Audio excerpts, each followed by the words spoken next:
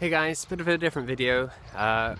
This video I'm going to show you is a discussion I had with an organization called Headspace, and they do videos talking about people's experiences with mental health and mental illness. So this video is a discussion me and 3 other students had when I was doing a master's, just kind of talking about the ins and outs of what mental health and mental illness looks like when you're a student. It's a very difficult time and a very stressful time. So hopefully you enjoy it and it's insightful. This isn't, again, what we should have done with mental health, or this isn't how to deal with mental health, but this is just more of a video talking about what it's like being a student with poor mental health. But it was in my second year when things got extremely difficult. I started struggling with, just severe depression and anxiety. I stopped sleeping properly. I would wake up every day if I got any sleep just really angry at the world. And I've never experienced anything like it. Even things I really enjoyed, like I love playing football, but I'd go out on the football pitch and I feel like I wanted to kill everyone else. I'd be so mad at them. And, like a month before, I'd been this really chilled out guy, and all of a sudden I was just so frustrated with everyone. And I had no idea what hit me. I was so overwhelmed by all my emotions. I'd never experienced anything like it. And I didn't have the words to describe it to other people or to reach out to other people. And so I found it really, really tough. Eventually got to the point where every day I'd go to bed every night hoping I'd die in my sleep. And then would wake up every morning hoping a car would hit me so that I really didn't have to, go on the next day. And I guess one of the biggest challenges for me was that it was so overwhelming and something so unlike anything I've experienced before that I didn't have the words or the ability to express myself or to reach out for help. I think that's probably the most challenging thing. So I really didn't try very hard to get any help for the first 18 months at all. And it took over a year of people nagging me and encouraging me to go to the doctor and therapy, but I really didn't want to go because I didn't see how anything could help at that point. I think I was just so had given up on life ever getting better or ever feeling worth it.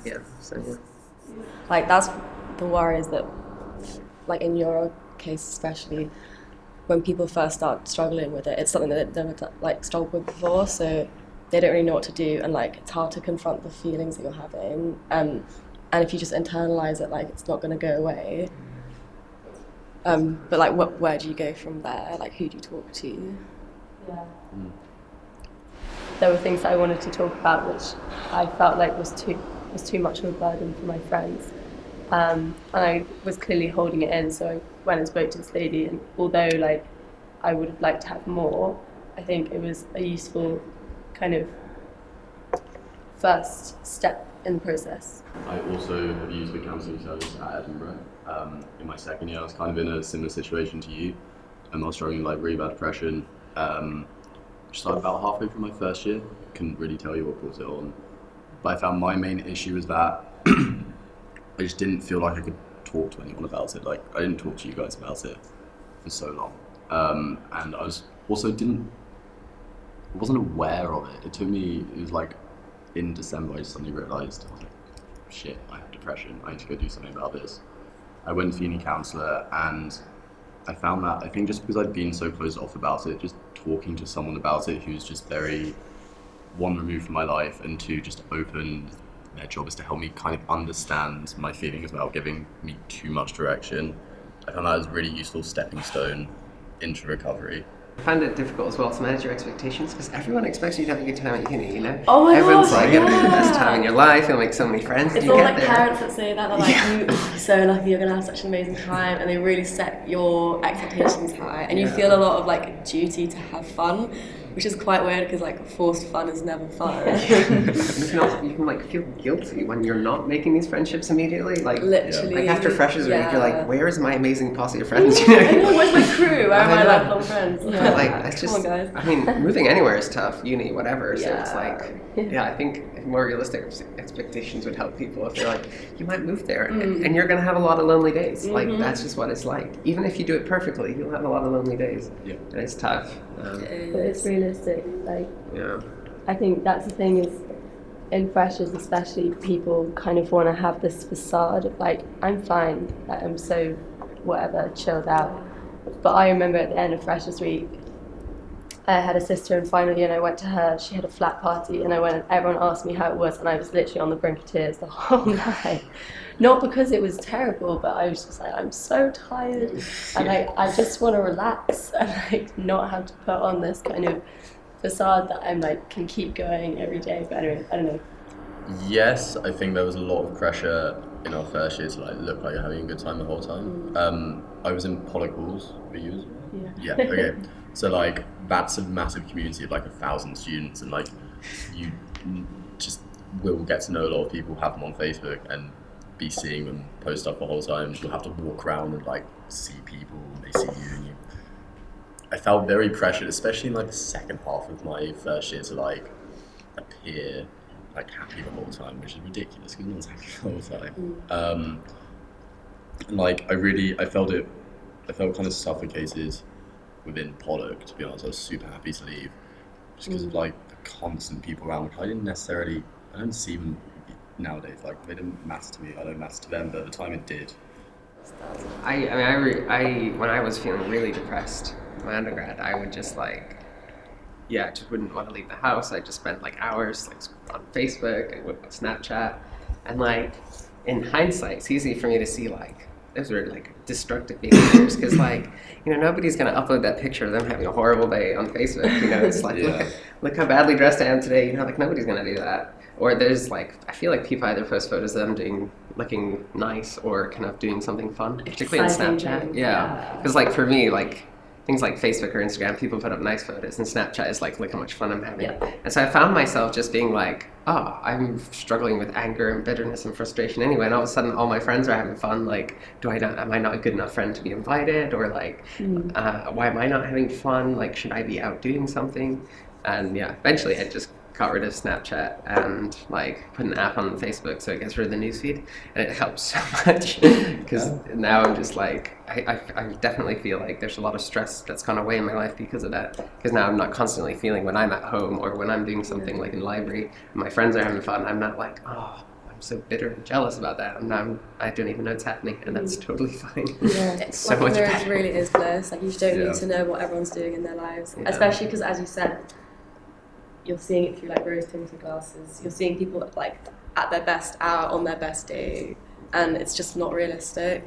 Yeah, I think it's weird because you do actually get addicted to social media, even if it's not like actively going on. You'll just be like refreshing, and you like turn your phone off, and then a minute later you turn it back on. And it's like, what's gonna have changed in that 1 minute? I'm so addicted. Yeah, I know, but I started deleting. I deleted Snapchat, deleted a lot of stuff like that, and after a few days, when you've got past the hump of like not going on it anymore, you don't miss it. I just felt way more liberated, and I realized I could spend more time like on my actual life rather than looking at other people's lives, which is yeah, it's weird. Like I could learn a new language in this time. Like, stuff that I do now, which I didn't do before, which definitely helps me stay like mentally well, mentally healthy, whatever. Just like kind of establishment of routine. I'd wake up and I just wouldn't give a shit about my day. I'd just like wake up whenever, lie in bed for a bit, watching TV. But none of it was planned. Like I now like wake up around the same time. Like always like have an idea of what I'm going to do the next day. Well, that really helps me because I always have something to orientate myself towards. And then I like to fill my time with experiences which I really enjoy and that also benefit other people. So like I do work on the weekends. I always make time to see my friends. Yeah, I think that's also like I've cut down like drinking and stuff like that, which honestly has really helped. You kind of, I think because it's so ingrained in the culture, a lot of people don't even consider that to be an issue, but it really has helped me. I think the biggest thing for me right now is making time to pray with people, because it helps me stay connected to people. Prayer makes a difference and gets me up at a good time, gets me out of bed, which is something I've always struggled with, so helps with routine as well. Yeah, I think having structure definitely helps, and also just like allowing yourself a bit of time each day just to like reflect on your day. I find I do that every night. My auntie gave me this little like diary, and you just write like smiley face, sad face, kind of have I drunk enough water today, did I get enough sleep, like have I done any exercise, that kind of stuff. And yeah, really just basic stuff. That's what I find helps me. I have found that staying like connected with my friends is something that I kind of underrated before. So if I was having a bad day, I had a tendency to like take myself away and like deal with it by myself and not talk to anyone. But even if it's like messaging home friends or like speaking to my family, like going to work really helps. Like my part-time job, even though it can be stressful, it actually like gives a lot more to me than it requires. Yeah, so just like making sure that I'm always engaging with my friends, because you don't really realize how much better you feel afterwards until you come away from the day and you're like, oh wow, I feel really good. Like, why is that? And you're like, oh, it's because I like was around people that I care about. Yeah. One piece of advice I'd give my younger self is that no matter how weird or difficult things get or the challenges you face, like other people have gone through them before. So yeah, don't isolate yourself and keep trying to connect with those people, because you're not alone. Other people have struggled as well. If I was to give my younger self a message about uni, I would probably say like live it for yourself. Like don't go and do things because you feel like you have to, or like because you think it's going to impress someone else. Like by doing the things that you enjoy, by default you'll find other people who enjoy the same things, and that's how like you'll make close friends. Don't don't do things that other people, just have to like follow your own path really.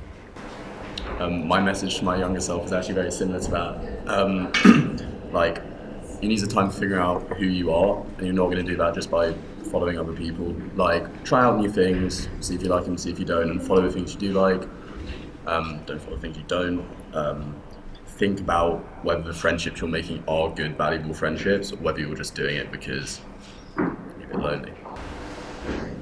I think I would just say like keep your roots, because if you keep your roots, and well, for me basically, I got consumed by a relationship, so I kind of forgot who I was and what I wanted to do.